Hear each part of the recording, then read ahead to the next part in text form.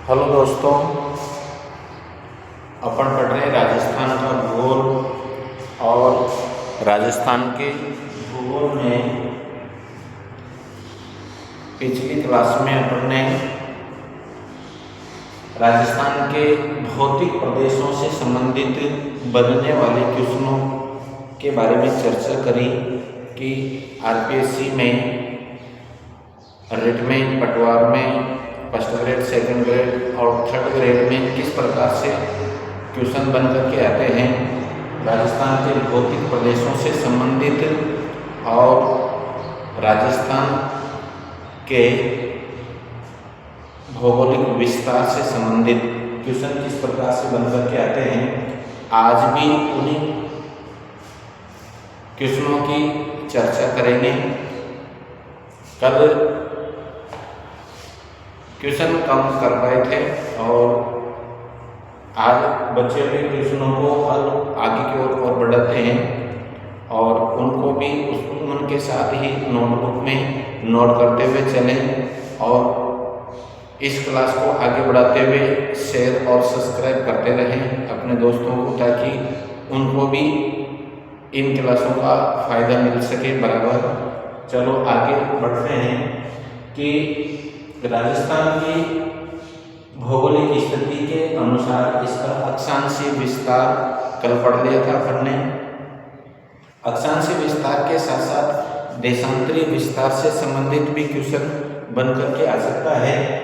तो राजस्थान का देशांतरीय विस्तार कितना है, जिस प्रकार से अक्षांशीय विस्तार बनता है उसी प्रकार से देशांतरीय विस्तार भी बनता है। तो राजस्थान का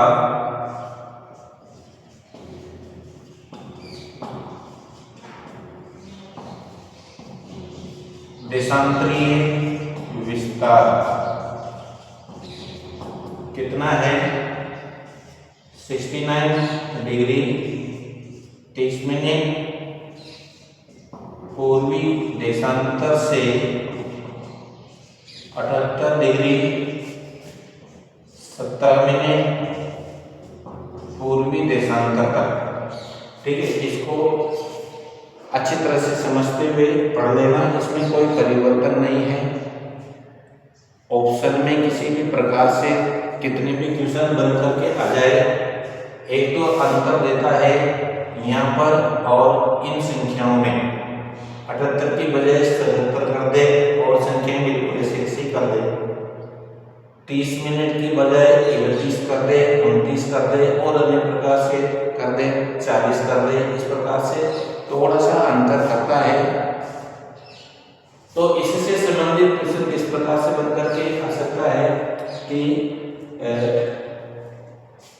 राजस्थान का जो देशांतरीय विस्तार पूर्व से और पश्चिम तक है, इसमें कितना अंतर है दोनों में? 78 डिग्री 17 मिनट पूर्वी देशांतर से 69 डिग्री 30 मिनट पूर्वी देशांतर को घटा दिया जाए तो 8 डिग्री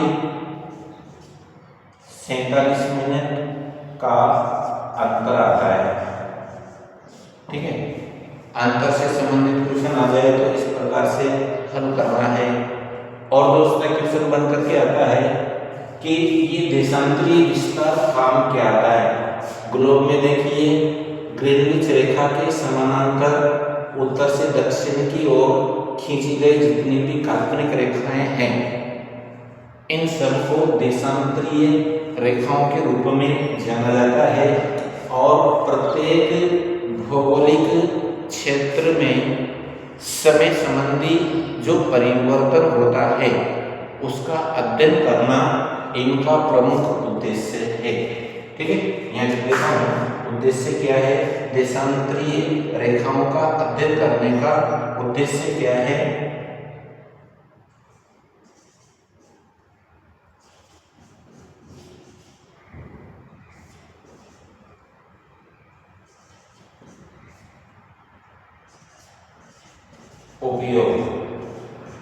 उपयोग से संबंधित क्वेश्चन बनकर के आ जाता है। क्या काम आते हैं? समय संबंधी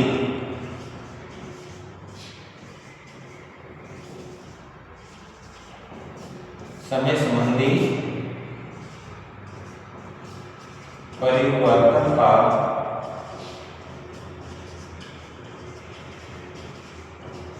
अध्ययन करने के लिए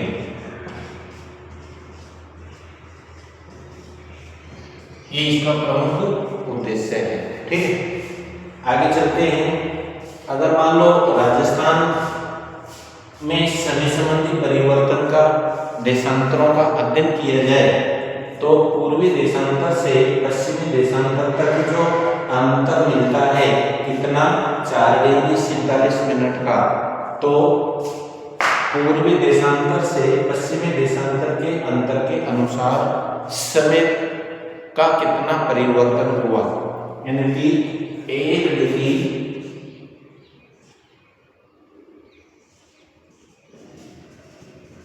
परिवर्तन पर अंतर आता है कितने मिनट का, 4 मिनट का। कितने का, 4 मिनट का। तो 47 यानी कि 8 मिनट 47 8 डिग्री 47 मिनट पर कितने का अंतर आएगा, ये आएगा 8 चौके 32.05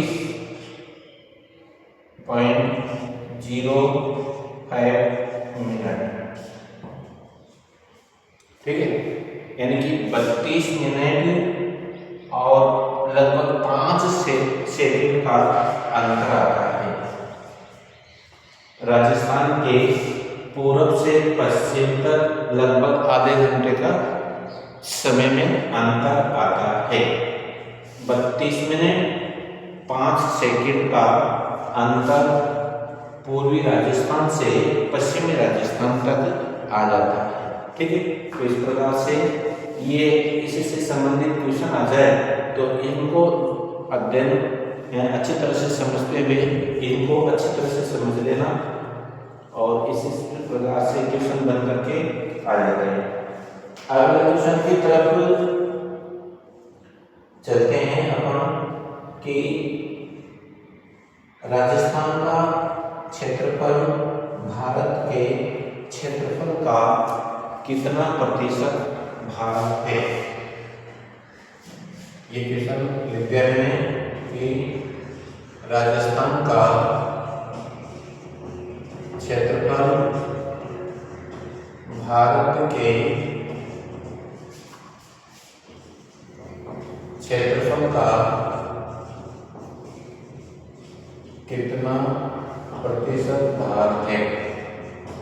ऑप्शन में आया आपके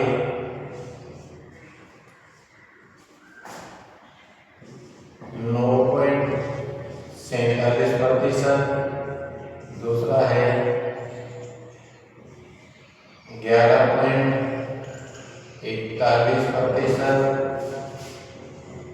तीसरा है 10.41 और चौथा है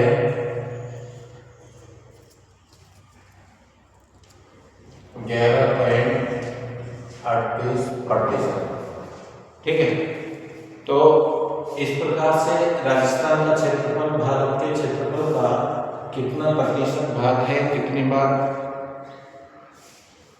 कंपनों में आ चुका है, इनमें से ये सही है। 10.41% भाग राजस्थान का भारत के कुल क्षेत्रफल का भाग आता है। अब इसी से संबंधित क्षेत्रफल से संबंधित और भी क्वेश्चन हल होता है। राजस्थान का कुल क्षेत्रफल कितना है राजस्थान का, और भारत का कितना है। राजस्थान का है 3,42,239 वर्ग किलोमीटर। ठीक है, और भारत का क्षेत्रफल है 32,87,263 वर्ग किलोमीटर।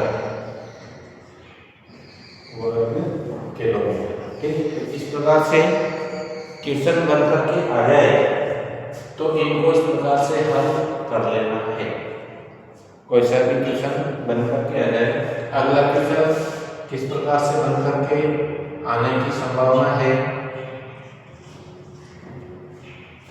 क्वेश्चन नंबर 3 चलेगा। ये क्वेश्चन बन करके आ सकता है कि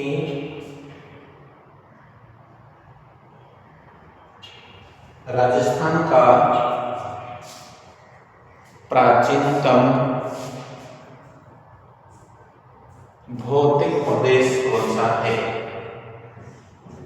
राजस्थान का प्राचीनतम भौतिक प्रदेश है कौन सा।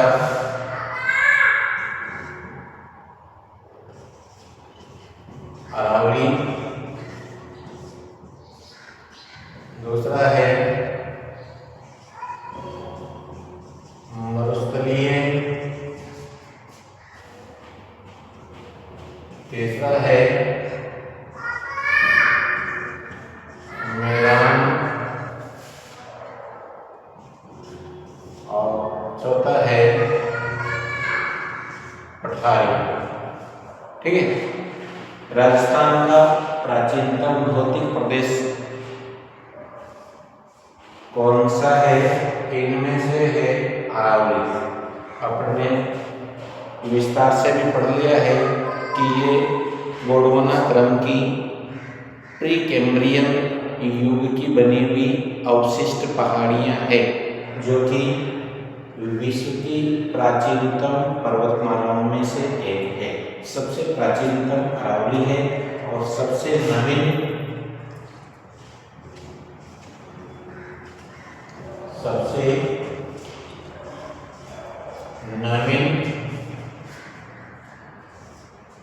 भूखंड कौन सा है, ये है मरुस्थलीय। मरुस्थलीय भूभाग सबसे नवीनतम है। तो इस प्रकार से जो भौतिक प्रदेशों से संबंधित क्वेश्चन बन करके आ जाए तो उनको इस प्रकार से समझते हुए हल करना है। अगला क्वेश्चन किस प्रकार से बन करके आने की संभावना है कि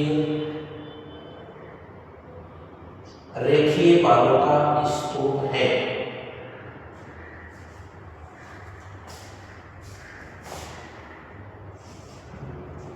अगला क्वेश्चन है रेखीय बालों का स्तूप है।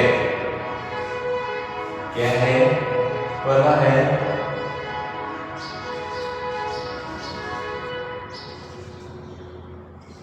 अनुप्रस्थ,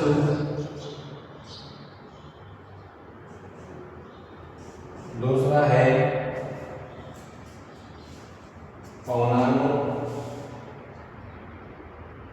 अनुप्रस्थ पौनानुवर्ती,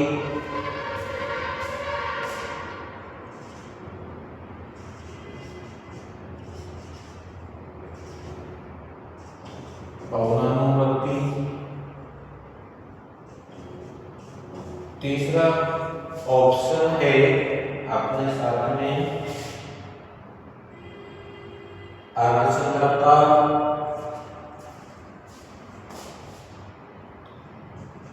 तीसरा है अर्धचंद्राकार और चौथा है पैराबोलिक। ठीक है, इस प्रकार से क्वेश्चन बन करके अगर आ जाए तो आप किस प्रकार से हल करेंगे कि रेखीय बालों का स्तूप क्या है। क्वेश्चन इस प्रकार से बन करके आ गया तो इसमें से ऑप्शन आ गया अनुप्रस्थ बालों का स्तूप के रूप में, पौलानुवर्ती बालों का स्तूप के रूप में, अर्धचंद्राकार बालों का स्तूप के रूप में और पैराबोलिक बालों का स्तूप के रूप में। तो बालों का स्तूपों से संबंधित क्वेश्चन हर कंपटीशन में बन करके आते हैं और इस प्रकार से एक हफ्ते बाद इस प्रकार से बन करके आने की संभावना है। तो ये रेखीय बालों का स्तूप यानी कि एक रेखा के रूप में बनने वाला बालों का ढेर है। मान लो इधर से चलने वाली पवन है तो अपने साथ में लाए हुए रेतीले कणों को इसी प्रकार से रेखा के रूप में अगर जमा करती है तो ये पवन की दिशा में बनने वाली इस तरह करती है। तो ये एक रेतीले ढेर के रूप में एक रेखा के रूप में बन जाता है। तो उस बालों का ढेर को पौलानुवर्ती बालों का ढेर के रूप में, बालों का स्तूप के रूप में जाना जाता है। आगे सुनिए, तो इसको रेखीय बालों का स्तूप ये है। अनुप्रस्थ बालों का स्तूप यानी कि पवनों के दिशा में किसी भी प्रकार से अवरुद्ध उत्पन्न हो जाता है तो इसके सहारे बनने वाला जो रेतीला ढेर है इसको अनुप्रस्थ बालों का स्तूप के रूप में जाना जाता है। और ये भी इसी प्रकार से बालों का अपने दिशा में, पवनों के अपने दिशा में ये अवरुद्ध उत्पन्न हो जाने के कारण बनने वाला अर्धचंद्राकार बालों का स्तूप का विकास हो जाता है। तो इसको अर्धचंद्राकार बालों का स्तूप के रूप में जाना जाता है। तो इस प्रकार के जो बालों का स्तूप बनते हैं उनसे संबंधित क्वेश्चन बन करके जरूर आते हैं। तो इस प्रकार से इनको हल करने का प्रयास करना और अपने नोटबुक में नोट करते चलना। आगे अगला क्वेश्चन बन करके आने की संभावना है कि राजस्थान का कृषि संपन्न भौतिक प्रदेश कौन सा है। अगला क्वेश्चन है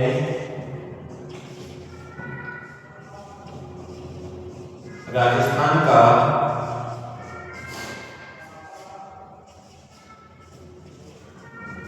कृषि संपन्न भौतिक प्रदेश है। पहला है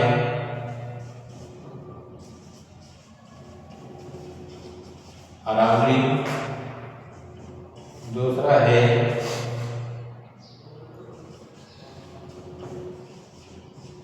मरुस्थल, तीसरा है मैदान और चौथा है पठार। पठार में लावयुक्त काली मिट्टी होने के कारण उपजाऊ है। मैदान में नदियों के द्वारा निक्षेपित जलोढ़ मृदा के कारण ये मैदान उपजाऊ है। मरुस्थल में इंदिरा गांधी नहर के कारण संपूर्ण रूप में कृषि उत्पादन होने लगा है। और अरावली प्रदेश भी एक तरह से मैदानी प्रदेश के रूप में इसके तलहटी क्षेत्रों में उपजाऊ क्षेत्र मिलते हैं। तो इन सब में सर्वाधिक संपन्न कौन सा है? इनमें है नदियों के द्वारा निक्षेपित जो मैदानी प्रदेश है वह कृषि उत्पादन के लिए अधिक उपयुक्त दशाएं मान रखते हैं, वह है मैदानी प्रदेश। ठीक, तो अगला चलते हैं। अगला क्वेश्चन इस प्रकार से बन करके आ जाता है कि राजस्थान में अरावली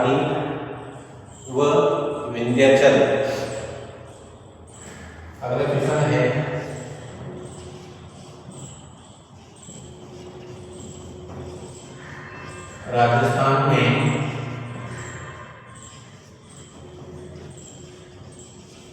अरावली व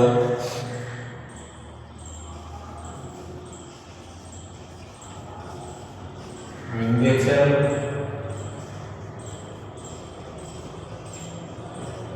श्रेणियों का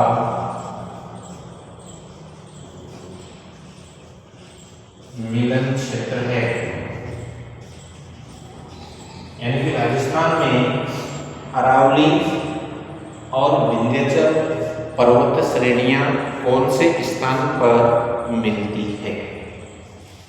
इस प्रकार से इनके भौतिक प्रदेशों को पढ़ करके और समझना कि कौन से क्षेत्र में जाकर के ये दोनों पर्वत श्रेणियां आपस में मिलती है। पहला नंबर है कोटा, दूसरा है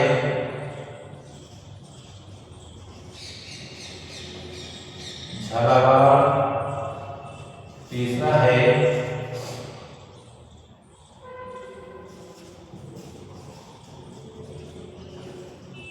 चित्तौड़गढ़ और चौथा है बूंदी। अब बताओ आप कि कौन से जिले में, राजस्थान के कौन से जिले में अरावली और विंध्याचल की पर्वत श्रेणियां आपस में मिलती है। तो इनमें से करेक्ट अपना बूंदी है।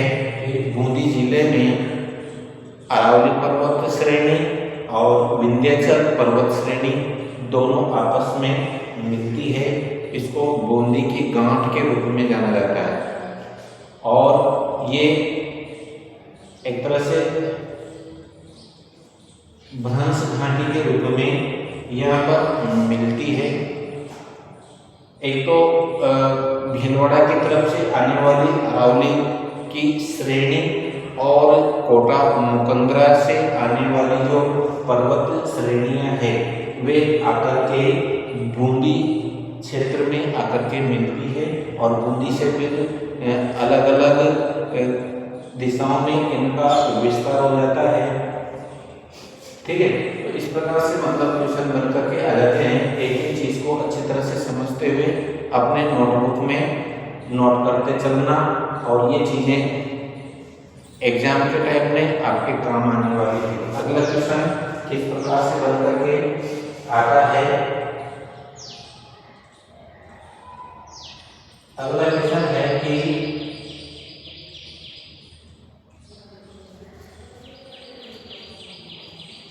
भारत में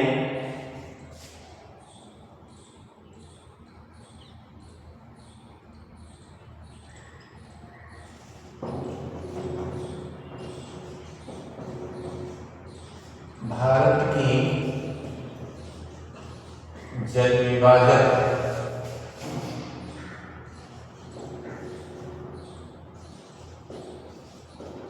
रेखा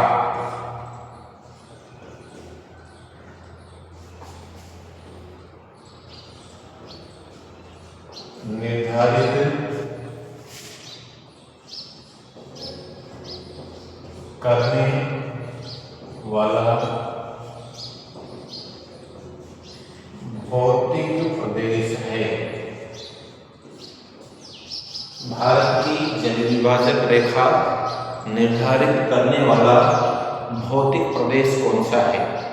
राजस्थान का ऐसा भौतिक प्रदेश है जो कि राजस्थान का ही नहीं संपूर्ण भारत की जल विभाजक रेखा निर्धारित करता है। कितनी बार क्वेश्चन आ चुका है और इसको अच्छी तरह से समझते हुए करना कि ये जो अरावली है ये अरावली राजस्थान का ही नहीं, ये भारत का भी जल विभाजक रेखा निर्धारित करती है। और कितने डिग्री कितने सेंटीमीटर की वर्षा रेखा निर्धारित करती है, 50 सेंटीमीटर वर्षा रेखा निर्धारित करने का कार्य करती है। इसके पश्चिम में 50 सेंटीमीटर से कम वर्षा होती है और इसके पूर्व में 50 सेंटीमीटर से अधिक वर्षा होती है। इसलिए 50 सेंटीमीटर वर्षा रेखा निर्धारित करने का कार्य ये अरावली करती है। आपके क्वेश्चन में ऑप्शन किस प्रकार से बन करके आता है कि पहला आएगा आपके मरुस्थल, दूसरा अरावली, तीसरा मैदान और चौथा पठार। ठीक है, इनमें से अरावली सही आंसर है। अरावली संपूर्ण राजस्थान का ही नहीं, भारत का भी जल विभाजन रेखा निर्धारित करने का कार्य करती है और वह 50 सेंटीमीटर वर्षा रेखा है। ठीक है, इस प्रकार से क्वेश्चन बन करके आ जाए तो इनको अपने नोटबुक में नोट करते हुए हल करते हुए चलना, ताकि परीक्षा के समय इनको देखा जा सके। अगला क्वेश्चन बन करके आ जाता है कि गुड़ाबलानी क्या है। अगला क्वेश्चन है, ऐसे क्वेश्चन बन करके अजीब क्वेश्चन बन करके आ जाते हैं।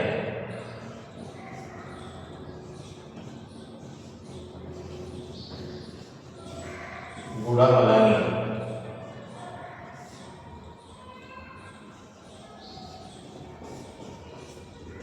क्या है?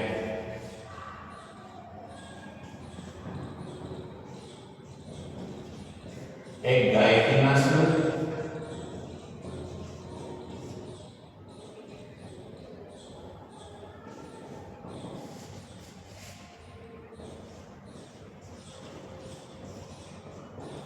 एक तेल क्षेत्र का नाम,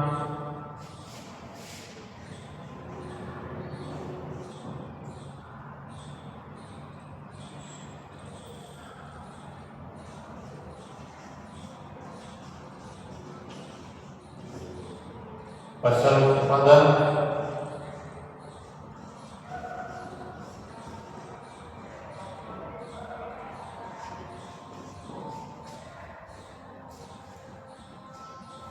और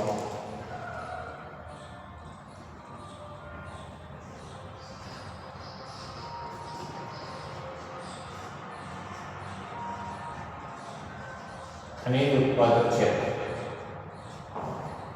इनमें से क्या है? गाय की नस्ल है, तेल क्षेत्र है, फसल उत्पादक क्षेत्र है या खनिज उत्पादक क्षेत्र है। क्वेश्चन इस प्रकार से बनकर क्या रहता है कि गुड़ाबलानी क्या है? गुड़ाबलानी गाय की नस्ल का नाम है, क्या तेल क्षेत्र का नाम है, क्या एक फसल उत्पादक क्षेत्र का नाम है या खनिज उत्पादक क्षेत्र का नाम है? तो ये गुड़ाबलानी तेल क्षेत्र है और राजस्थान के बाड़मेर क्षेत्र में प्राकृतिक तेल उत्पादक क्षेत्र का नाम है। तेल उत्पादक क्षेत्र का नाम है। ठीक है, तो इस प्रकार से गुड़ाबलानी वगैरह, गुड़ाबलानी के अलावा और भी बाड़मेर में प्राकृतिक तेल और गैस के भंडार जहाँ पाए जाते हैं, उनसे संबंधित भी क्वेश्चन कितनी बार बन करके आ चुके हैं और आगे भी कंपटीशनों में बन करके आने की संभावना है। इसलिए इनको अच्छी तरह से समझते हुए पढ़ना है कि गुड़ाबलानी के साथ साथ में और कौन से तेल उत्पादक क्षेत्र हैं वहाँ के, उनके बारे में भी समझ लेना। जैसे सांचौर, मंगला, ऐश्वर्या,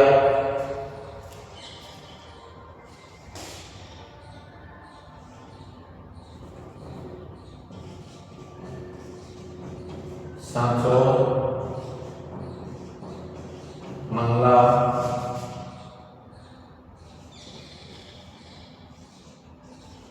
ऐश्वर्या, सांचो, मंगला, ऐश्वर्या और रागेश्वरी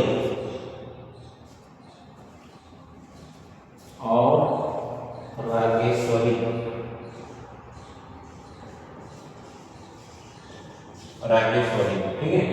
तो ये सांचो, मंगला, ऐश्वर्या, रागेश्वरी, ये बाड़मेर के